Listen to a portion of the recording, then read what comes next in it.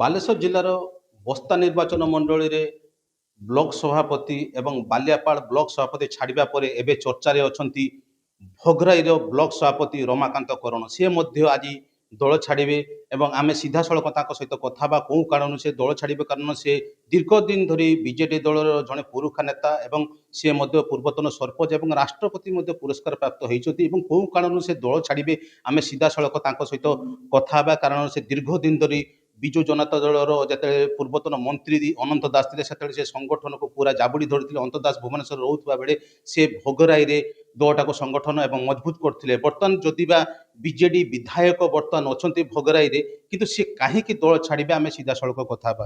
ଶୁଣିଲୁ ଆପଣ ଦଳ ଛାଡ଼ିବେ ଏବଂ ଗୋଟେ ମେମୋରାଣ୍ଡମ ମଧ୍ୟ ଦେଇଛନ୍ତି, କ'ଣ କହିବେ ସାର୍, କାହିଁକି ଦଳ ଛାଡ଼ିବେ? ସାର୍ 11 ମସିହା ପାଖରୁ ଏ ପର୍ଯ୍ୟନ୍ତ 24 ମସିହା ପର୍ଯ୍ୟନ୍ତ ମୁଁ ଦଳରେ ସକ୍ରିୟ ଅଂଶଗ୍ରହଣ କରିଥିଲି ଏବଂ ସଭାପତି ପଦବୀର ମୁଁ ଇଏ କରିଛି।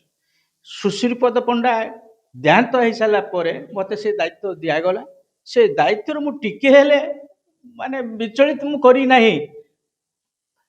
ତାରି ଭିତରେ କି ମୋର ଅଭାବ ଅସୁବିଧା ଭିତରେ କି ଥାଇକି ମଧ୍ୟ ମୁଁ ଏ ଦଳଟାକୁ କୌଣସି ପ୍ରକାରେ ମୁଁ ବାନ୍ଧିକି ରଖିଛି ଏବଂ ସେଇ ଅନୁସାରେ କି ମୋତେ ଗତ 3 ମାସ ତଳେ ମୋତେ ଏଇ ଯେଉଁ ପାନ୍ଥଶାଳା ଯାତ୍ରୀ ନିବାସରେ କି ମୋତେ ସମ୍ବର୍ଦ୍ଧିତ କରାଗଲା।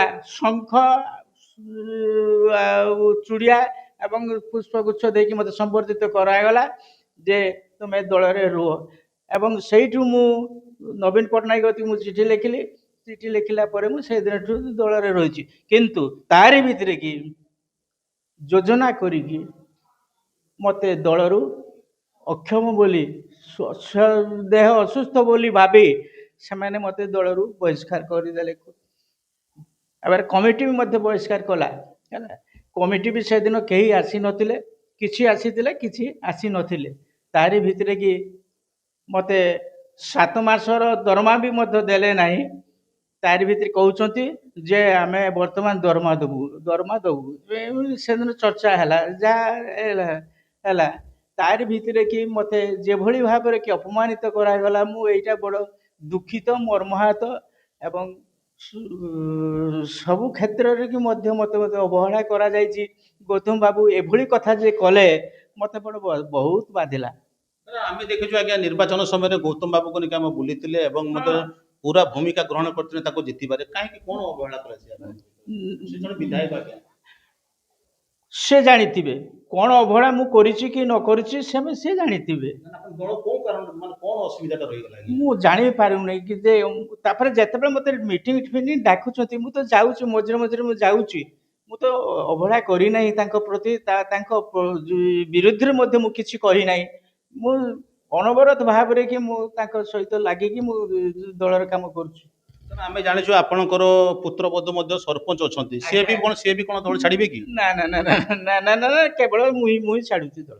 କୋଉ ଦଳକୁ ବର୍ତ୍ତମାନ ଯିବାର ସମୟ? ଯିବାର କିଛି ନିଷ୍ପତ୍ତି ମୁଁ କରିନାହିଁ।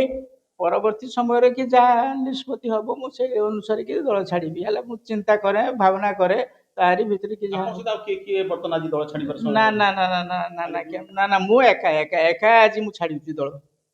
ଏଇ ସଭାପତି ଭାବରେ କି ମୁଁ ଏକା ହିଁ ଦଳ ଛାଡୁଛି ହେଲା।